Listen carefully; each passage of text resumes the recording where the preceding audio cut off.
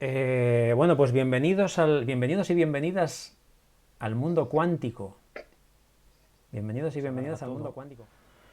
Em, entonces, un poco, sobre todo, vale, yo voy a contar a lo mejor algunas cosas de física, pero no de la física convencional, sino de la física cuántica, que lo que tiene es que nos plantea un panorama muy diferente a la física que conocemos y al mundo que conocemos, ¿no? Entonces, quizá es interesante que podamos tener un poco de atención en cuanto a ver cómo nos resuena todo esto también con nuestros procesos internos, con nuestros procesos mentales, con la dinámica de la mente. Eh, lo titulé la primera vez Cuántica, Mindfulness y Espacios de Libertad, un poco haciendo referencia a un poco a lo que pretendemos hacer en Mindfulness, ¿no? A crear estos espacios de libertad que podemos generar a través de la meditación, para que nos den, bueno, pues esa libertad de elección, ¿no? Ante las circunstancias. Pero englobándolo todo mucho, pues yo creo que al final se ha quedado con cuántica, mindfulness y conciencia, utilizando un poco ese término bastante más amplio, si queréis, porque eh, cuando hablamos de cuántica nos referimos a, ¿sabéis?, al mundo de las partículas subatómicas, al mundo microscópico, a ese nivel. ¿No? Y cómo es el comportamiento de los átomos, de las partículas, de los electrones, de los protones, etcétera, ¿no? Y bueno, pues lo que se ve a ese nivel, cuando se estudia, cuando los físicos estudiaron pues la materia a ese nivel ya hace pues más de un siglo, pues se encontraron con fenómenos absolutamente desconcertantes, ¿no? Hasta el punto de que, bueno, pues desafía completamente nuestra concepción de la realidad. De hecho, algunas de las interpretaciones que ahora veremos, o bueno, ahora lo veremos, sí, de la mecánica cuántica, pues lo que afirman es que no existe una realidad objetiva ahí fuera, ¿no? Es como si, por ejemplo, me voy a coger aquí, lo tengo preparado, ¿no? La canica. Una canica, un objeto cualquiera, ¿no? La canica esta va a ser, yo creo, la protagonista del taller este, ¿no? Entonces, lo que ocurre, lo que se vio que a nivel subatómico, a nivel microscópico, a nivel de las partículas elementales, pues directamente es que no existen las cosas como tal. O sea, no existen las cosas como las conocemos. Y como veremos, eso también se debe a que, bueno, pues las partículas subatómicas pues tienen un comportamiento que no son partículas realmente, no son solo partículas, sino que también son ondas. Hablamos de que hay una dualidad, hay un Real, comportamiento pues dual. eso No no se se... produce, ¿no? ¿Qué quiere decir que una partícula también es una onda?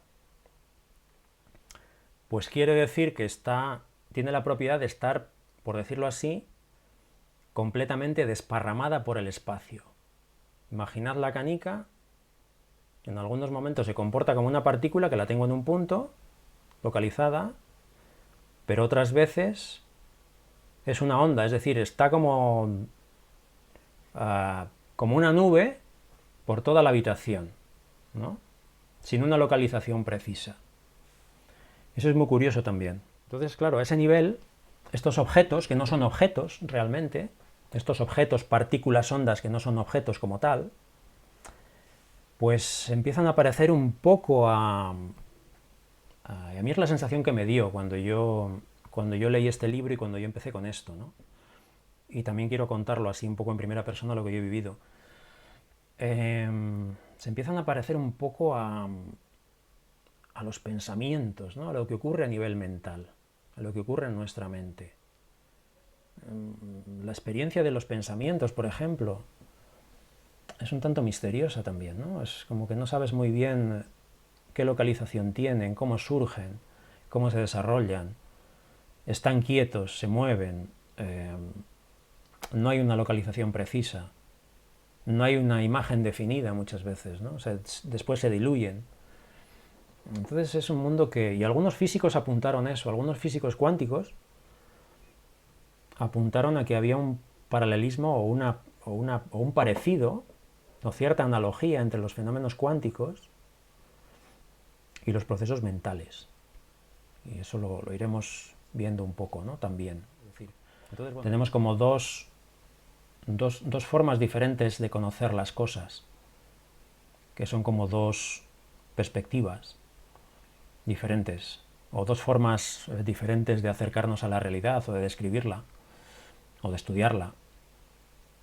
Una sería la que está enfocada en conocer objetos, es decir, el conocimiento objetivo, que es lo que hace la ciencia realmente, ¿no? La ciencia, la física, la química, la biología, todas las ciencias, pues parten de este paradigma, por decirlo así, de esta visión, ¿no? Estudian cosas, estudian el mundo real, ¿no? El mundo objetivo, por decirlo de alguna manera. Es una perspectiva en tercera persona. Pero luego hay otra perspectiva que tiene que ver con el conocimiento subjetivo o el conocimiento en primera persona, que esto es un poco lo que hacemos realmente en meditación, ¿no? Todas las técnicas, todas las tradiciones contemplativas se han centrado sobre todo en esto, ¿no? En el conocimiento de la mente, de esta perspectiva interna. Entonces muchos autores insisten en que, bueno, es interesante distinguir estas dos formas de conocer y no mezclarlas. Quiero decir, esto Ken Wilber, por ejemplo, lo dice mucho, ¿no? Ken Wilber, este filósofo americano que yo os he hablado alguna vez, bueno, hemos hablado alguna vez de él en las sesiones, hay muchas confusiones.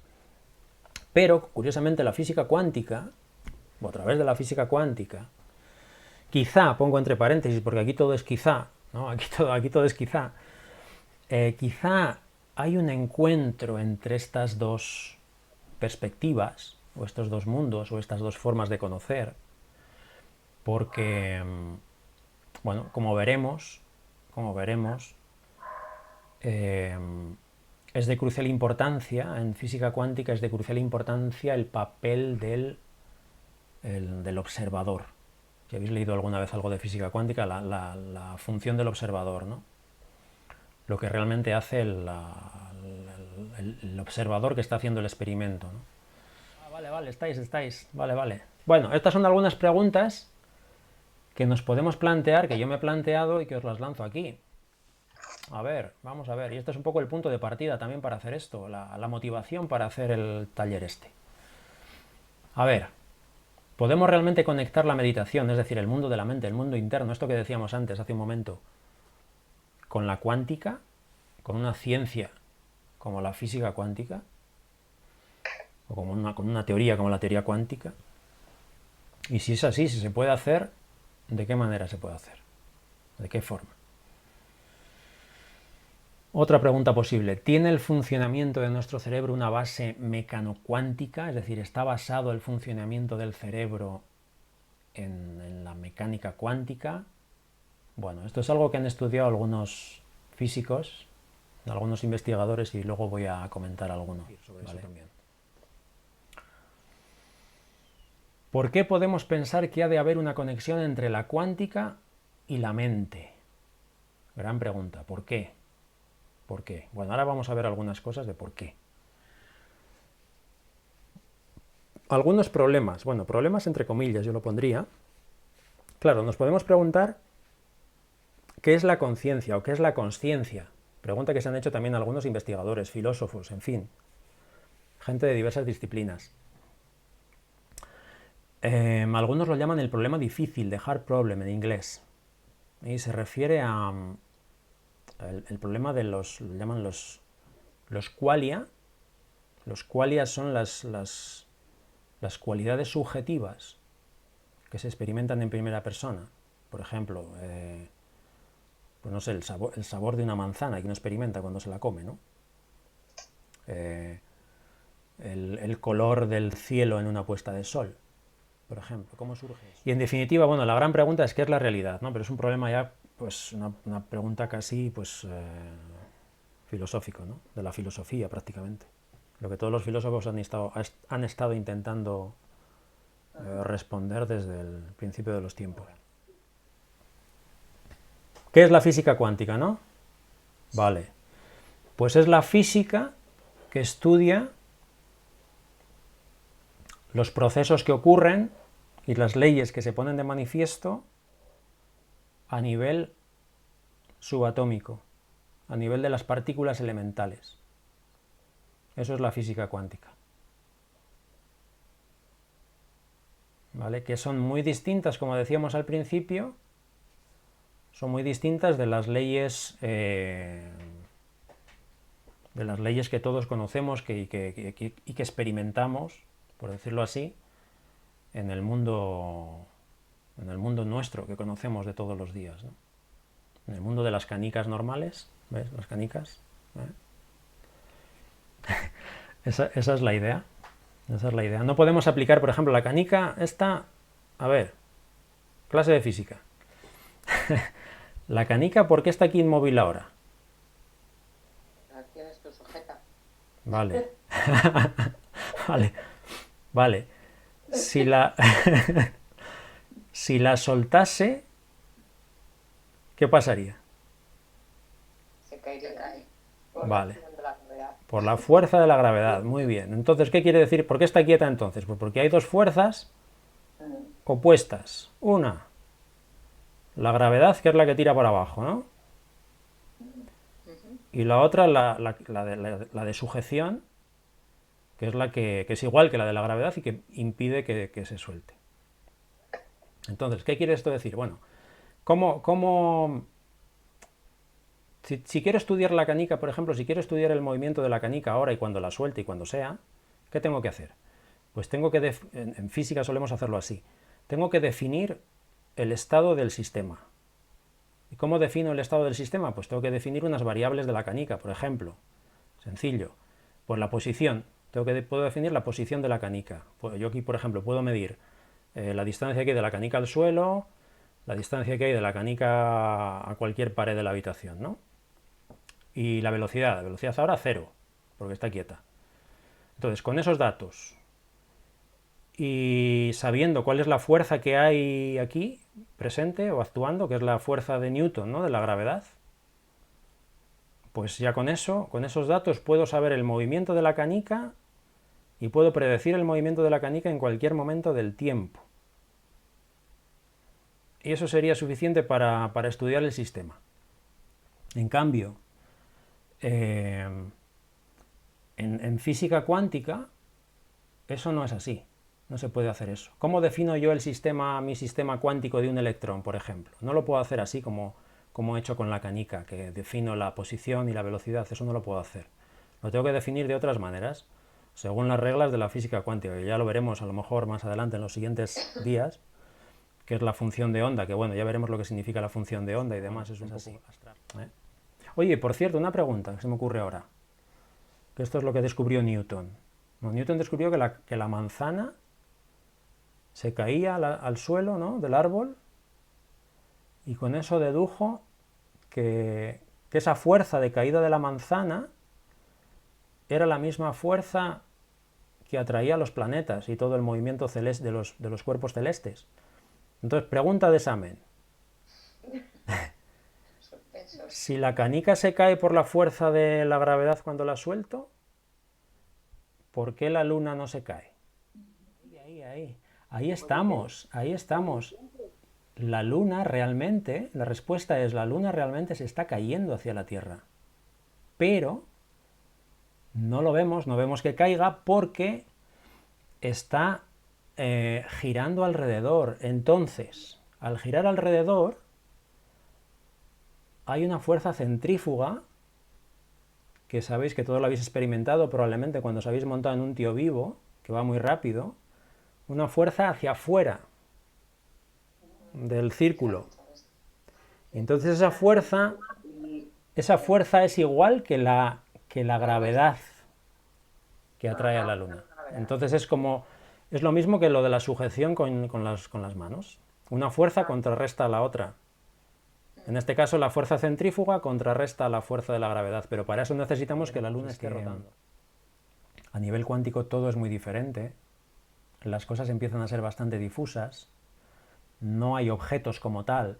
No hay cosas que podamos llamar objetos, sino que hay cosas que más bien se parecen a nubes o a procesos que tienen cierto paralelismo o lo pueden tener con ciertos procesos internos, mentales. Y bueno, la propuesta del taller este era una de ellas, es esa precisamente, es decir, tener esta perspectiva cuántica de las cosas, de lo que ocurre a ese nivel, para también cuando estemos en un proceso de introspección o de meditación, pues podamos de alguna manera tener eso presente. A mí eso me ayudó mucho. Es decir, el entender cómo funciona la mecánica cuántica, cómo se definen las cosas a ese nivel, también me hace tener esa perspectiva con la cual me acerco a la meditación. Entonces me ayuda, o yo creo que me ha ayudado por lo menos a tener una perspectiva como más expandida también de las cosas, ¿no? Y de lo que ocurre a nivel mental, sobre todo. Estoy aquí. Vale, bueno, estas son algunas citas, fijaos, algunos físicos cuánticos de la época y posteriores, pues nos decían estas cosas. Fijaos qué tremendo. Planck, voy a leer solamente a lo mejor una o dos, ¿vale? O por ahí, no mucho, porque si no es mucho texto. Planck fue uno de los primeros que se encontró con digamos, anomalías en las teorías clásicas, ¿no? Dice, considero que la conciencia es fundamental. Considero la materia como derivada de la conciencia. Fijaos qué tremendo. No podemos situarnos detrás de la conciencia. Todo aquello de lo que hablamos, todo aquello que consideramos existente, postula la conciencia. Esto es impresionante. Claro, aquí yo creo una cosa, creo que los filósofos y los científicos muchas veces se empeñan en dar una explicación de la consciencia, pero yo creo que intentan dar una explicación de la consciencia como si fuera pues una cosa, un objeto, como la canica o como la taza o como el ordenador. Y es que realmente la conciencia no es un objeto, la conciencia es el sujeto. Eso lo hemos comentado alguna vez, yo creo, también en las sesiones de meditación. La consciencia es el sujeto, siempre estamos dentro de ella. Entonces no podemos estudiarla desde fuera, es como el ojo que intenta verse a sí mismo, ¿no? Lo que hemos dicho más veces. Entonces intentar explicarla, bueno, por esa vía no lo sé hasta qué punto vamos a llegar a algo. Vale, quiero enseñaros estas fotos que las enseñé la vez anterior también. Os acordaréis, ¿no? La conferencia de Solvay en Bélgica, 1927. Como os decía aquella vez, bueno, pues muchos la consideran la foto más importante de la historia de la ciencia. Y aquí están todos los físicos cuánticos de la época, algunos bastante conocidos, me imagino que reconoceréis a Einstein en el centro. Diferentes interpretaciones, porque como os decía, todo esto de que no hay una realidad definida, de que todo es un conjunto de probabilidades a ese nivel subatómico, esto generó como un debate muy, muy potente, ¿no? entre los físicos. Y bueno, pues el problema no era la teoría en sí, las predicciones de que hacía la teoría, sino las interpretaciones, si queréis, filosóficas de la teoría. Es decir, cómo interpretamos la realidad, cómo interpretamos el mundo, qué es lo que la mecánica cuántica nos dice, cómo es el mundo en definitiva, ¿no? Y bueno, fijaos, estos son diferentes interpretaciones posibles asociadas a pues, otros tantos autores por aquí. Y la que prevalece, la interpretación ortodoxa, la que prevalece y la más aceptada hoy día, y que sigue siendo la más aceptada, es la interpretación de Copenhague. La tenemos por aquí.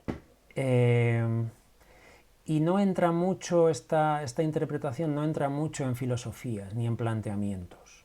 Un poco el lema sería, y se suele decir esto mucho entre los físicos, el lema de la interpretación esta sería algo así como decir, calcula y calla, ¿no? Calcula y calla, no te hagas preguntas, simplemente calcula porque la teoría funciona.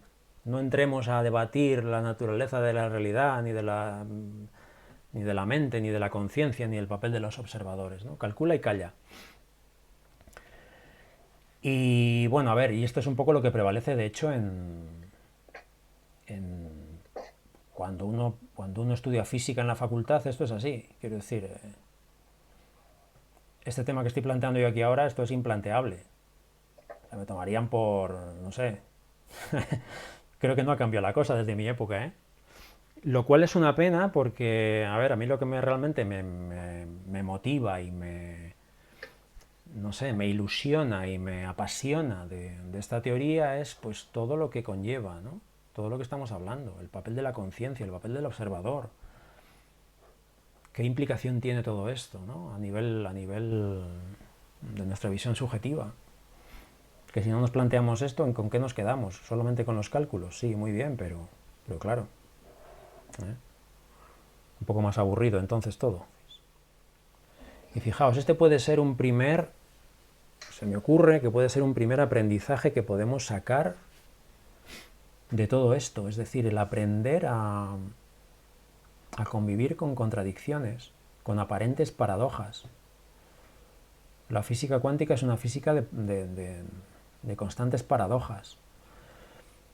También un poco lo que pasa a nivel interno, a nivel mental, cuando hacemos meditación, por ejemplo. Aquí volvemos otra vez a la gran pregunta, ¿por qué podemos pensar que debe haber una conexión entre la cuántica y la conciencia? Entre la cuántica y la mente, entre la mente y la realidad, entre el mundo interno y el externo. ¿Y cómo es esta conexión? ¿Cuál es la naturaleza de esta conexión? Y yo hablaba en aquel día de febrero que hicimos la primera parte, hablaba de algunos autores, en concreto de, Jung. ¿Sabéis quién es Jung? Sí. Carl Gustav Jung, psiquiatra suizo, uno de los referentes de la psicología moderna, y él hablaba de esto que él llamó sincronicidad. Sincronicidad. Voy a veros un poco, ¿vale? Porque es que no... Voy a veros. Vuelvo a la pantalla. Eso es un libro, el título de un libro, La interpretación de la naturaleza y la psique, de Paidós, creo que era. Y él hablaba de sincronicidad, que es un fenómeno que estoy seguro que todos hemos experimentado de una manera o de otra. Y yo ponía el ejemplo de la famosa sincronicidad que él experimentó del escarabajo dorado, ¿os acordáis? Quizá os acordáis. Evento significativo. Y ese podía ser un primer punto de partida para explorar esto de la conexión que decíamos antes entre lo subjetivo, entre la mente y la materia, entre la mente y la realidad. Y también lo digo porque había un físico, había un físico cuántico, uno de los que desarrollaron la mecánica cuántica, que era, voy a volver a poner otra vez, Pauli, igual os suena, Wolfgang Pauli, Pauli, del principio de exclusión de Pauli, ¿no suena esto? Principio de exclusión, no suena, no habéis estudiado física entonces, no habéis estudiado física. ¿Cómo se conecta la física o cómo se conecta el mundo de la ciencia con el mundo de la mística, por ejemplo? La mística también hace referencia, o la mística explora, o estudia este mundo interno, ¿no? Esta perspectiva en primera persona que hablábamos al principio. Entonces, este es un libro que fue muy conocido en la época también, estamos hablando, este del año 75, me parece, por ahí, a los años 70, de Friedrich Capra, que es un físico que, lanzó esta idea, ¿no? El paralelismo entre la física moderna, es decir, la física cuántica principalmente, y el misticismo oriental.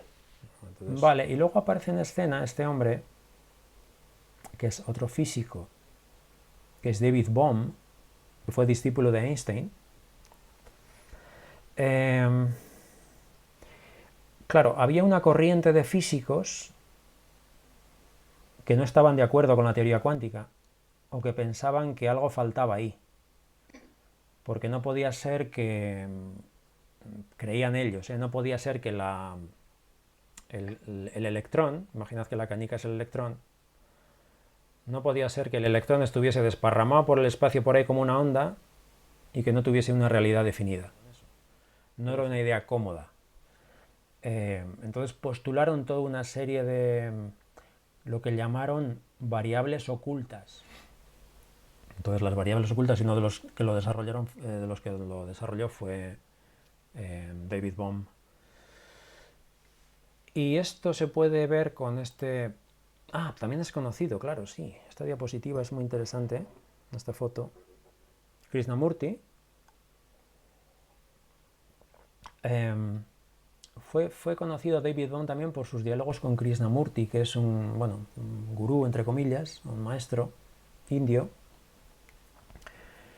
Y bueno, fue como un intento de reconciliar o de acercar, por un lado, la física a la mística y por otro lado, por decirlo así, Oriente-Occidente también, ¿no? Dos maneras diferentes de ver el mundo. Las partículas que decíamos antes, ¿no? O ondas o partículas. ¿Las vemos como ondas o como partículas? ¿Como cuadrados o como círculos? Pero claro, a un nivel más profundo que no vemos o que no experimentamos, hay una realidad que equivaldría al cilindro que puede dar cuenta de los dos fenómenos que experimentamos, tan diferentes, ¿no? Por un lado el círculo, por otro lado el cuadrado. David Bohm hablaba de el orden implicado. El orden implicado equivaldría a la realidad del cilindro. El cilindro que puede dar cuenta del orden explicado, que son los dos experiencias, un cuadrado o círculo. Es muy interesante esto. David Bohm. También tiene algún libro en Kairos. Mira, tengo aquí uno antiquísimo también, os lo voy a enseñar. A ver, un momento. Esto es de los años... Bueno, tremendo. La totalidad y el orden implicado. Bueno, y después apareció en escena... Tenemos a Dana Zohar, que fue discípula de David Bohm. Y Dana Zohar es probablemente la primera científica, la primera física que intentó explicar la conciencia desde la mecánica cuántica, o la que postuló por lo menos que la conciencia podía tener una base cuántica. Y tiene un par de libros. Tiene un par de libros que son estos. Bueno, tiene alguno más. Bueno, pues eso es por un lado. Y luego hay otro intento. Este ha sido un intento muy serio de explicar la conciencia desde la mecánica cuántica. Estos dos autores, Roger Penrose y Hameroff. Ellos no lo conozco, no conozco la teoría, solo por encima un poco. Ellos hablaban de que en las células hay unos elementos, me parece que son los microtúbulos o algo así. Y lo podemos ver. Bueno, os lo voy a trasladar, quiero decir, no es que lo vayamos a hacer aquí el experimento, ¿no? Pero os voy a trasladar como es, ¿no? Lo que se mide, lo que se ve, lo que se capta, ¿no? Y eso es como absolutamente paradójico. Sí, sí. Igual de paradójico que es la mente, ¿no? ¿O no es paradójica la mente? Sí. Hay algunos fenómenos que son realmente sorprendentes a nivel mental. Por ejemplo, no sé. Hablaremos. Mira, una cosa que me fascina, o me produce es algo tremendo, ¿no? Lo que se llama el entrelazamiento. El entrelazamiento cuántico. Eso lo veremos, intentaremos verlo un poco más en detalle, a ver si es posible. El entrelazamiento cuántico quiere decir que hay partículas generadas que se separan, claro, se separan a la velocidad de la luz, porque son luz, se mueven a la velocidad de la luz. Se demuestra que están entrelazados, quiere decir que están conectados. Es decir, si tú mides una propiedad de un fotón en un lado, automáticamente el otro está correlacionado con el primero. Sí. Hay una conexión. Lo que se llama en cuántica es una conexión no local. Eso lo estudió Jacobo Greenberg. Ujú. ah, Estudió la conexión entre cerebros, lo que llamaba el potencial transferido. Entonces, entre dos personas, no tenían por qué ser gemelos, ¿eh? Entre dos personas que tienen un vínculo, Ujú. o que se genera un vínculo simplemente con una práctica meditativa, por ejemplo, o algo así, Por ejemplo, ¿eh? Y se separan, o se ponen en dos habitaciones diferentes, separadas, y se mide el cerebro, se mide la actividad cerebral, determinadas variables de la actividad cerebral. Jacobo Greenberg estaba demostrando eso, es decir, que determinados patrones neuronales de una persona se transferían a la otra de forma automática, como lo que decíamos antes del entrelazamiento de las partículas, ¿no? Cosas a lo mejor en esa línea. Yo os estoy dando simplemente digamos, la base un poco oficial, la base oficial de la teoría. Estoy, digamos, estoy hablando un poco de la parte ortodoxa de la teoría, pero abriéndome también a esas otras posibilidades. Un poquito, pero sin perder la base real de la teoría cuántica, ¿vale? Porque a veces se escuchan cosas que no tienen mucho sentido. Hay de todo, ¿eh? Hay de todo en esto. Es un mundo muy diverso y a veces, pues no, a veces se abusa un poco de la palabra cuántica, yo creo también, ¿no? Es decir, por ejemplo, Deepak Chopra, ¿vale? Ujú. Tiene un libro que se titula Curación Cuántica. Mm, Y a mí me gusta mucho. mm. Pero la cuántica que él habla ahí a lo mejor no tiene mucho que ver con la cuántica esta que estamos con la física cuántica real, pero realmente no importa tampoco. Porque yo creo que, a ver, la palabra cuántica la puedes utilizar también pues como algo metafórico, ¿no? Yo qué sé, fijaos, vidas cuánticas, ¿no? Yo lo he utilizado Claro, así también. Quiero claro. decirte que, bueno, pues entonces tampoco hay que sacarle tanta punta, ¿no? A veces se desprecia, ¿no? Claro, evidentemente desde la física oficial se desprecia mucho eso. Se desprecia se lo considera pseudociencia, claro, pseudociencia. Pero es que a veces las pseudociencias son las que han movido el mundo. Y muchas veces yo creo que lo siguen moviendo todavía por debajo, ¿no? Entonces, bueno, todo hay que tenerlo en cuenta. Bueno, yo creo que hasta aquí.